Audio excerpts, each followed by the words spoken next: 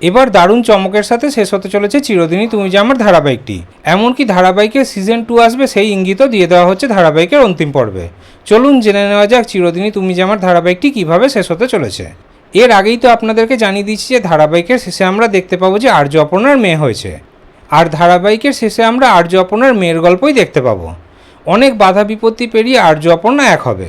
তারপর ধারাবাহিকের শেষের দিকে আমরা দেখতে পাবো যে তাদের মেয়ে হয়েছে, আর ধারাবাহিকের অন্তিম পর্বে দেখানো হবে যে গল্প অনেক বছর এগিয়ে গেছে, আর্য অপর্ণার মেয়ে অনেক বড় হয়ে গেছে, আর আর্য অপর্ণার মেয়ের ভূমিকাতে অভিনেত্রী শিরিন পালকেই অভিনয় করতে দেখা যাবে।